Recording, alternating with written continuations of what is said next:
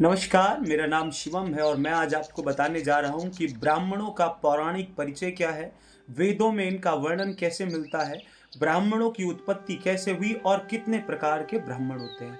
इस वीडियो में किसी एक वर्ण को बड़ा बताना और एक वर्ण को छोटा बताना मेरा कदापि उद्देश्य नहीं है। सारा फोकस मेरा ब्राह्मणों पे रहेगा।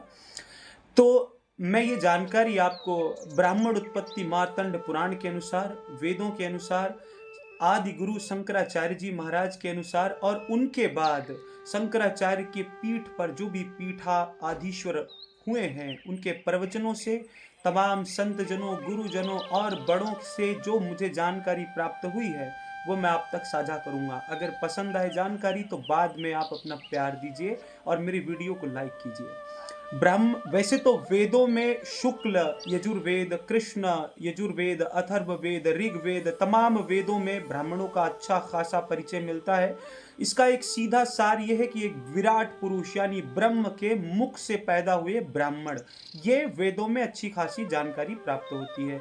उसके बाद वही ब्राह्मण विप्र यानी वेद पाठी हुए, जो वेदों को श्रुतियों के माध्यम से यानी कहते सुनते उन्होंने समस्त दुनिया में पहुंचाया। ब्राह्मणों का ही काम है जो वेदों को, लौकिक कथाओं को, जनश्रुतियों को, कहानियों को, देवताओं के परिचय को, ब्रह्म के महत्व को आम जनता तक पहुंचाते हैं, वे ब्राह्मण होते हैं। जो ब्रह्म की जानकारी रखते हैं वे ब्रह्म यानी जो ईश्वर तत्व की जानकारी रखते हैं, जो वेद पाठी, ब्रह्मगामी, एकांत प्रिय, बुद्धि से दृढ़ होते हैं, वे ब्राह्मण होते हैं। ब्राह्मण उत्पत्ति मार्तंड पुराण के अनुसार सबसे पहले सारी दुनिया में सिर्फ एक प्रकार के ब्राह्मण थे, वे द्रविड़ ब्राह्मण थे। जैसे तमिलनाडु, कर्नाटका, केरला, ये द्रविड़ कहलाते हैं। उसके बाद भेद हुआ। भेद कैसा हुआ? जैसे हम जानते हैं कि आज तो पूरा भारतवर्ष एक पूरा अखंड भारत है, परंतु पहले प्रांत बटे हुए थे। बिहार में अलग राजा शासन करता था, यानी राजाओं का एक अधिकार क्षेत्र हुआ करता था। तो भेद होने की वजह से सिंधु के उस पार द्रविड़ ब्राह्मण हुए और इस पार एक और ब्राह्मण का जन्म हुआ, गौड़ ब्राह्मण। यानी पहले केवल एक द्रविड़ ब्राह्मण थे, बाद में देश भेद होने के बाद दो ब्राह्मण हुए, द्रविड़ और गौड़ ब्राह्मण। फिर द्रविड़ और गौड़ में भी आपस में भेद हुआ तो पंच द्रविड़ हुए, यानी कर्नाटका, केरला, तमिलनाडु, आंध्र प्रदेश, ऐसे पंच द्रविड़ हुए और इस तरफ पंच गौड़ ब्राह्मण हुए।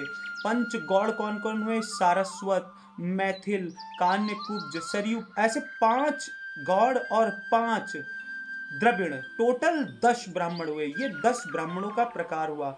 अच्छा, सिर्फ 10 ब्राह्मणों में ही सीमित नहीं है। समय बदलने पर, वर्ष बदलने पर, ऋतुएं बदलने पर ये 10 से आज पूरे दुनिया भर में 84 किस्म के ब्राह्मण पाए जाते हैं।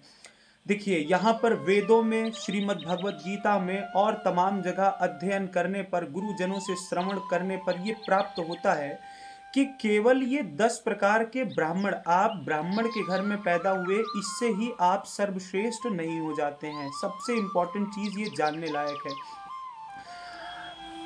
अगर सिर्फ किस घर में पैदा हुए ये प्रमुख रखता तो आप में जितने लोग ये वीडियो को देखेंगे कि आप जानते हैं श्री राम जी के पोते का नाम क्या है? बेटे का नाम तो जानते हैं, पोते का नाम बताइए।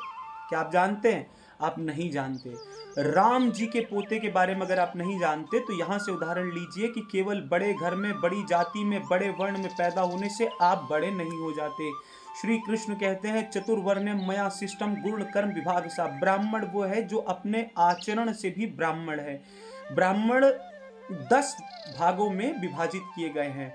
दैव ब्राह्मण, क्षत्रिय ब्राह्मण, वैश्य ब्राह्मण, शूद्र ब्राह्मण, पिशाच ब्राह्मण, ऐसे करके, यानी जैसे ब्राह्मणों के गुण और कर्म होते हैं। यदि कोई ब्राह्मण वेद पाठी है, वेद पढ़ता है, देवताओं को ही अपना सब कुछ मानता है, पूजा पाठ प्रताप धन के लालच में नहीं अपितु अपने यजमान के सुख और समृद्धि के लिए करता है, इंद्र का सारा वैभव उसके सामने फीका है, देवताओं के पूजन आदि के सामने, तो वह देव ब्राह्मण है। अगर कोई ब्राह्मण होने के बाद योद्धा है, मतलब फौज में है, पुलिस सर्विसेज में है, यानी जो बल और रक्षक का काम करता है, वह क्षत्रिय ब्राह्मण कहलाएगा। ब्राह्मण होने के बाद यदि कोई व्यापार आदि कार्यों में निमित्त है तो वह वैश्य ब्राह्मण कहलाएगा। ऐसे ही ब्राह्मण होने के बाद मांस खाना, शराब पीना, काम में अपने विवेक को प्रफुल्लित रखना, वह पिशाच ब्राह्मण होगा। ऐसे ब्राह्मणों की कैटेगरी बटेगी। वह चंडाल ब्राह्मण होगा जो सदैव दूसरों का धन, दूसरी पराई स्त्री, काम में, धन में जो ऐसे विकृतियों में बिखरा हुआ होगा, वो चंडाल ब्राह्मण होगा। कदापि वह पूजा के योग्य नहीं है।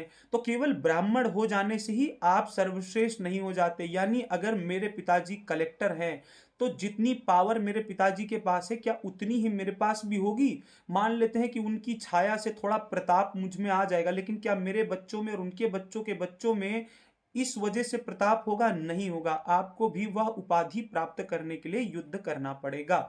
ब्राह्मणों का परिचय क्या है? वेदों में क्या प्राप्त होता है कि वह विराट पुरुष यानी ब्रह्म के मुख से पैदा हुए। अच्छा, बाकी जो वर्ण पैदा हुए वे छोटे नहीं हो जाते, क्योंकि वे सब विराट पुरुष से ही पैदा हुए हैं। ब्राह्मण का परिचय क्या है? इनकी उत्पत्ति कैसे हुई? वेदों में विराट पुरुष से उत्पत्ति हुई। ब्राह्मण कहाँ से आए? वे देवता से ही पैदा हुए। जैसे सारे मनुष्य जन पैदा हुए, वैसे ही ब्राह्मण भी उसी देवता से, जिस देवता से क्षत्रिय, वैश्य, शूद्र पैदा हुए, उसी देवता से ब्राह्मण भी पैदा हुए। ब्राह्मण को सुपीरियर क्यों समझा जाता है? क्योंकि वे देवताओं की भाषा को शुरू से, धर्म क्या है? धर्म है ह्यूमैनिटी, इंसानियत। धर्म वह चीज है जो आपके जीवन को सरल बनाए, मुश्किल नहीं। तो वह बुद्धि से दृढ़ यानी दृढ़ता से वेद पाठ करके ईश्वर के तत्व को आसानी से समझाता है और आपके जीवन में सरलता लेकर आता है। ब्रह्म का व्यापक स्वरूप आपको वर्णित करता है। आपके घर में शांति के लिए पूजा, यज्ञ आदि हवन करता है। इसलिए वो थोड़ा सुपीरियर है, क्योंकि वह देवताओं को समझता है, जानता है।